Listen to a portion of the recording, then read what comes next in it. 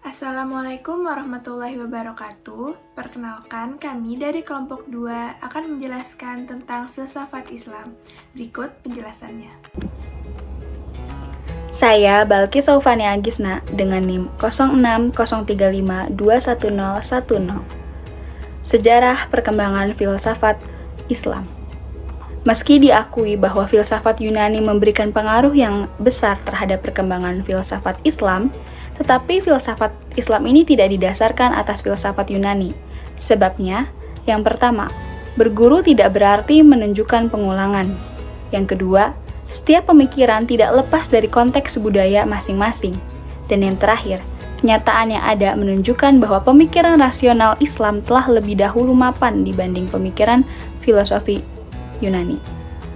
Jadi, pemikiran rasional filosofi Islam ini lahir bukanlah dari pihak luar, melainkan dari kitab suci mereka sendiri, yaitu kitab suci Al-Quran. Jadi, filsafat Islam sebagaimana dapat dipahami oleh para filosofi muslim klasik dimaknai sebagai pengetahuan tentang hakikat segala sesuatu. Hakikat segala sesuatu ini termasuk tentunya juga dengan jiwa. Senada dengan hal ini, psikologi juga mempelajari mengenai kajian tentang jiwa.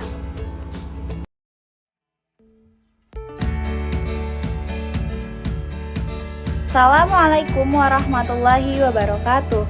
Saya Balki Saufania Gisna dari Prodi Psikologi dengan NIM 0603521010. Kali ini saya akan membahas mengenai kaitan atau hubungan filsafat Islam dengan psikologi.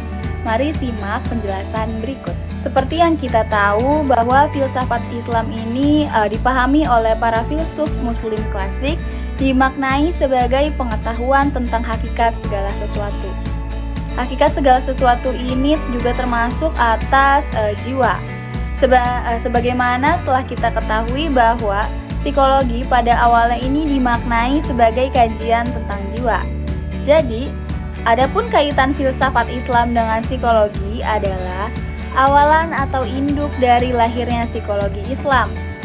Kiranya ada beberapa peran strategis filsafat Islam dalam pengembangan kajian psikologi, yang mana di sini merupakan psikologi Islam, yaitu dapat kita kemukakan sebagai berikut. Yang pertama yaitu menjaga kesinambungan kajian psikologi dalam Islam. Yang kedua, dengan menggunakan turats filsafat Islam sebagai pintu masuk, akan dimungkinkannya muncul disiplin psikologi yang benar-benar utuh dan memiliki identitas yang jelas. Yang ketiga, dengan melibatkan filsafat Islam dalam kajian psikologi, akan dimungkinkan akselerasi dalam pengembangan psikologi Islam. Dan yang terakhir, dengan melibatkan filsafat Islam dalam kajiannya, maka corak psikologi Islam ini akan terasa lebih kental. Mungkin itu saja penjelasan-penjelasan mengenai kaitan hubungan filsafat dengan psikologi. Kurang lebihnya mohon maaf. Wassalamualaikum warahmatullahi wabarakatuh. Assalamualaikum warahmatullahi wabarakatuh. Nama saya Syifa Sisi Kirana dengan nomor NIM 0603521008 akan mempresentasikan tentang filsafat Islam dengan tokoh Al-Farabi. Pertama-tama saya akan menceritakan terlebih dahulu tentang siapa itu Al-Farabi. Al-Farabi merupakan guru kedua setelah Aristoteles karena dianggap sebagai pendiri filsafat di dunia Islam. Dilansir oleh The Great Thinkers, sedikit informasi yang didapatkan mengenai kehidupan Al-Farabi. Misalnya dia mungkin lahir sekitar 870 di Kazakhstan dan wafat pada 950. Al-Farabi menghabiskan sebagian besar hidupnya untuk mengajar, menulis, dan mengenyam pendidikan di Baghdad. Ada juga yang berspekulasi bahwa dia juga belajar di Bizantium karena ketertarikannya pada bahasa dan pemikiran Yunani. Tetapi ini tidak pernah diverifikasi. Dia meninggalkan Baghdad karena kerusuhan politik menjelang akhir hidupnya dan mungkin meninggal di Damaskus. Al-Farabi mempunyai peran penting, yaitu berhasil menjabarkan ajaran-ajaran filsuf terdahulu, menyusunnya secara sistematis sesuai dengan lingkup kebudayaan yang logis, berdasarkan pemikiran, argumentasi, jajak, pendapat, maupun penalarannya. Al-Farabi mempunyai peranan penting dan pengaruh besar dalam pemikiran masa-masa setelahnya. Filsafat Al-Farabi sebenarnya merupakan gabungan antara filsafat Aristoteles dan Neoplatonisme dengan pemikiran keislaman yang mengikuti aliran Syiah Imamiyah. Hal ini terlihat jelas dari usaha Al-Farabi dalam menggabungkan pemikiran-pemikiran Aristoteles dengan pemikiran Plato yang berlandaskan pada interpretasi batin tertuang dalam kitabnya yang berjudul Al-Jamu Baina Raya Al-Hakimain, atau penggabungan pikiran kedua filsuf Plato dan Aristoteles. Beliau mengemukakan teori emanasi, yaitu al-faid, menjelaskan tentang proses urutan kejadian suatu wujud yang mukmin dari zat yang wajib al-wujud. Beliau mengatakan segala sesuatunya memancar dari Tuhan, karena Tuhan mengetahui zatnya dan menjadi dasar susunan wujud yang sebaik-baiknya. Berikut adalah beberapa karya beliau. Yang pertama adalah bukunya yang terkenal, yaitu Al-Madinah Al-Fadilah. Yang kedua adalah karya beliau sebagai musikus, yaitu kitab Al-Musika Al-Qobir. Saya Balki Sofania Agisna dengan NIM 0603521010 akan menjelaskan mengenai tokoh filosofi Ibnu Miskawai. Ibnu Miskawai ialah seorang filsuf muslim yang hidup di antara tahun 330 sampai 420 Hijriah. Beliau lahir di Rey, menuntut ilmu di Baghdad, serta wafat di Isfahan.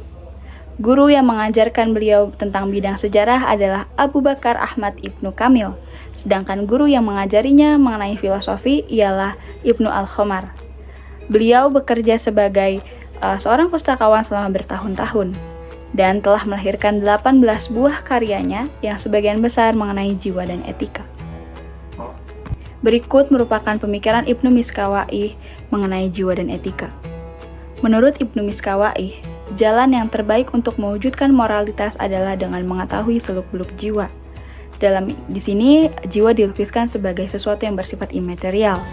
Menurutnya, faktor yang membedakan jiwa manusia dengan jiwa hewan ialah manusia yang memiliki akal dalam jiwanya. Kebahagiaan dan kebaikan manusia terletak pada pengaktualan potensi akal dalam jiwa yang sempurna. Manusia yang paling utama ialah manusia yang paling mampu mewujudkan perilaku yang membedakan dirinya dengan hewan. Karena itulah, manusia wajib bersungguh-sungguh dalam kebaikan dan menghindari dari kejahatan.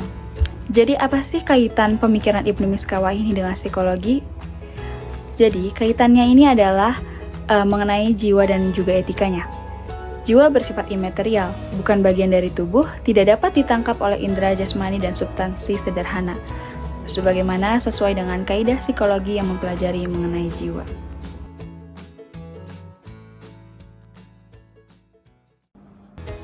Assalamualaikum warahmatullahi wabarakatuh.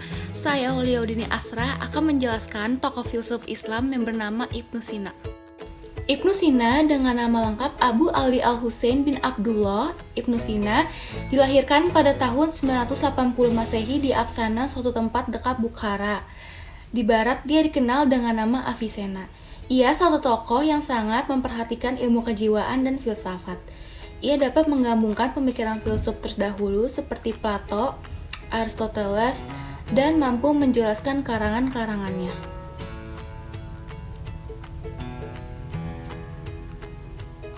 Pendapat-pendapat Ibnu Sina tentang hal kejiwaan banyak dipengaruhi oleh pendapat Al-Farabi. Menurut Ibnu Sina, jiwa memancar dari akal ke-10 yang substansinya dapat dibuktikan melalui 3 cara, yaitu yang pertama, ketika manusia merenungkan dirinya pada waktu itu secara sadar, ia mengenal bahwa dirinya ada selama hidupnya.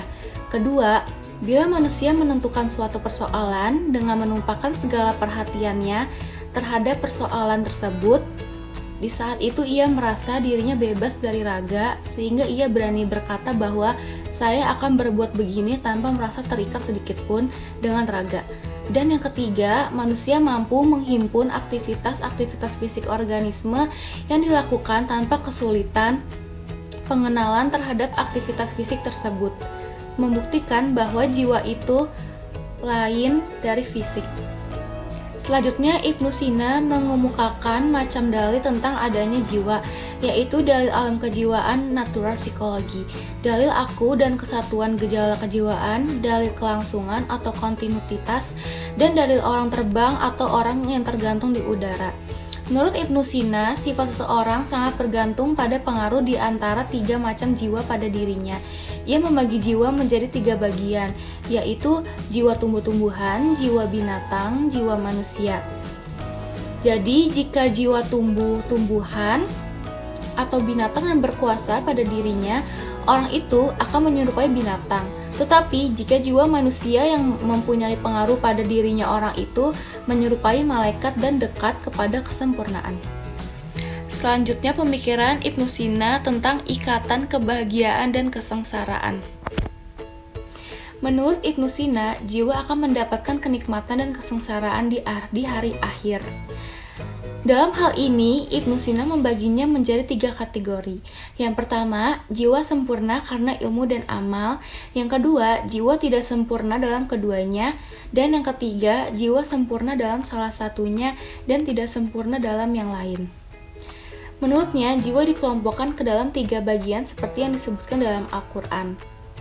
Yang artinya, dan kamu menjadi 3 golongan, yaitu golongan kanan, alangkah mulianya golongan kanan itu, dan golongan kiri, alangkah sengsaranya golongan kiri itu.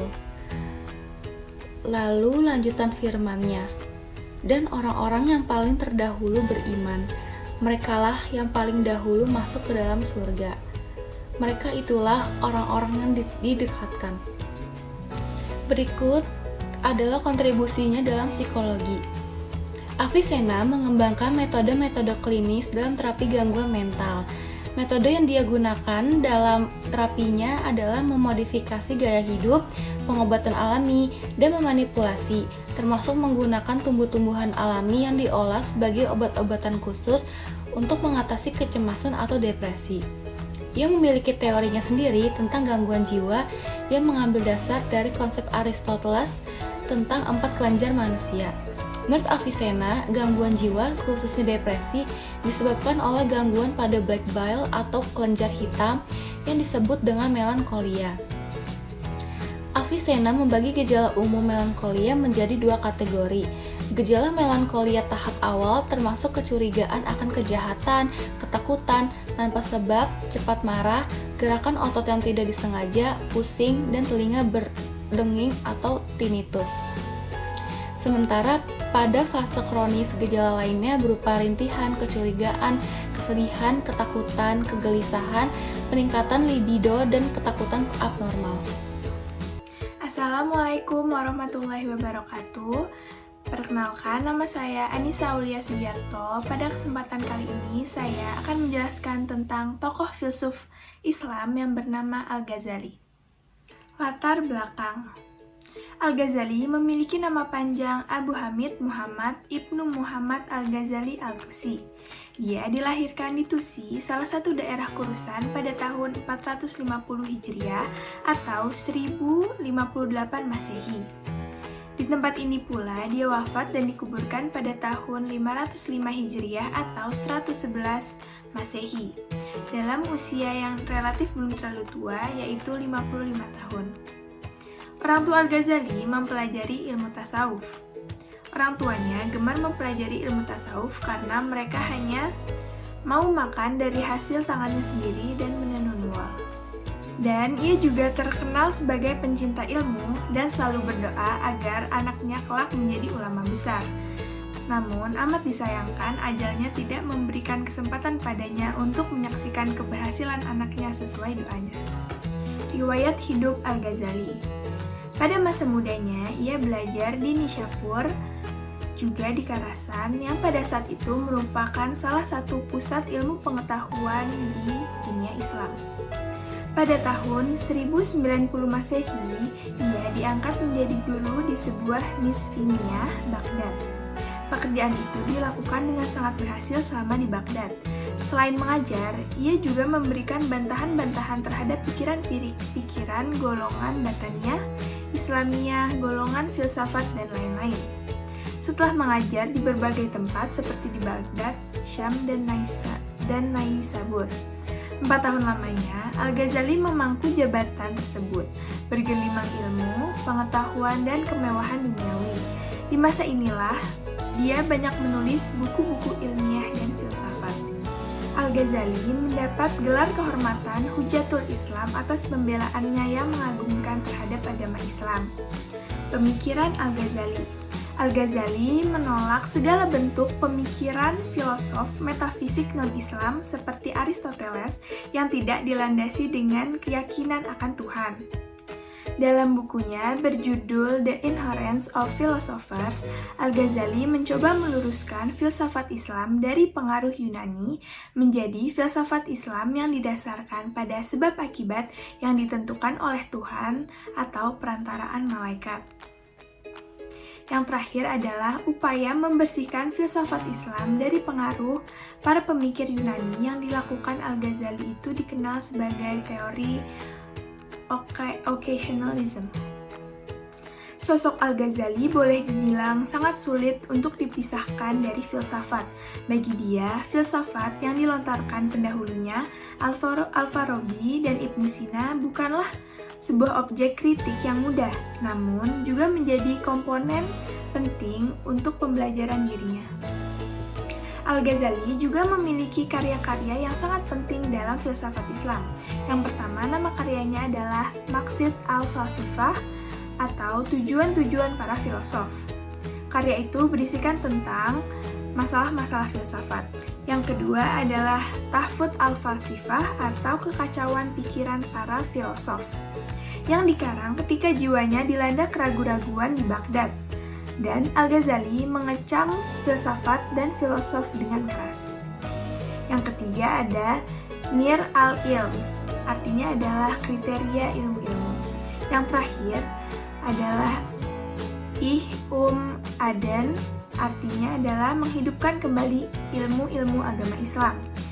Merupakan karya terbesarnya selama beberapa tahun dalam keadaan berpindah-pindah antara Damaskus, Yerusalem, Hijaz, dan Tus yang berisi panduan antara fikih, tasawuf, dan filsafat. Assalamualaikum warahmatullahi wabarakatuh. Di sini saya Alifah Nandita Putri Budiman ingin menjelaskan filsafat Islam dalam pandangan Ibnu Khaldun. Biografi singkat Ibnu Khaldun. Ibnu Khaldun lahir pada 27 Mei 1332 di Tunis. Keluarganya berasal dari Arab Selatan dan menetap di Seville setelah penaklukan Muslim atas Spanyol dan membedakan diri mereka dalam kehidupan politik dan intelektual kota. Ibnu Khaldun atau yang bernama lengkap Abdul Ar-Rahman Ibn Muhammad Ibnu Khaldun adalah seorang sejarawan, filsuf, dan negarawan Arab. Risalah yang berjudul Muqaddimah menjadi pelopor teori sosiologis umum sejarah. Menasibkannya, ia sebagai salah satu pemikir paling orisinal dari abad pertengahan. Filsafat sejarah menurut Ibnu Khaldun. Dengan pertautan sejarah pada filsafat, Khaldun tampaknya ingin mengatakan bahwa sejarah memberikan kekuatan inspiratif dan intuitif kepada filsafat. Pada pihak lain, filsafat menawarkan kekuatan logis kepada sejarah. Khaldun mengatakan bahwa filsafat sejarah adalah tinjauan terhadap peristiwa-peristiwa historis secara filosofis untuk mengetahui faktor-faktor esensial yang mengendalikan peristiwa historis itu, untuk kemudian mengintisarkan hukum-hukum umum yang tetap yang mengarahkan perkembangan berbagai bangsa dan negara dalam berbagai masa dan generasi. Lalu Khaldun melihat dua sisi dalam bangunan sejarah, yaitu sisi luar dan sisi dalam. Dari sisi luar, sejarah tak lebih dari rekaman siklus periode dan kekuasaan masa lampau. Tetapi jika dilihat dari secara lebih mendalam, sejarah merupakan penalaran kritis dan usaha cermat untuk mencari kebenaran. Ada karya-karya Ibnu Khaldun. Karya pertamanya adalah kitab Muqaddimah. Muqaddimah ialah bagian pertama dari kitab Al-Ibror yang membahas tentang masyarakat dan gejala-gejalanya. Yang kedua, dengan kitab Al-Ibror. Kitab kedua yang terdiri dari 4 jilid ini menguraikan tentang sejarah bangsa Arab, generasi-generasi, dan dinasti-dinastinya sejak kelahiran Ibnu Khaldun. Dan kitab yang ketiga itu kitab Al-Tarif. Kitab yang terdiri dari 2 jilid ini berisi tentang sejarah bangsa Barbar dan suku-suku yang termasuk di dalamnya seperti suku Zanata, Nawata, Masmuda, Baranis, serta asal-usul dan generasi-generasinya. Selanjutnya, Ibnu Khaldun pun membahas tentang sejarah dinasti yang ada pada masanya, seperti dinasti Bani Hafs, dinasti Bani Abdulwad, dan dinasti Bani Mariyin. Pembahasan terakhir dari kitab ini ialah tentang Ibnu Khaldun yang berbicara tentang dirinya sendiri. Kesimpulannya adalah berdasarkan pemikiran filsafat sejarahnya itu dapat dikatakan bahwa Khaldun telah melahirkan bibit-bibit filsafat sejarah diantaranya aliran sosial, karena dia berpendapat bahwa fenomena-fenomena sosial dapat diinterpretasikan dan teori-teorinya dapat diiktisarkan dari fakta-fakta sejarah.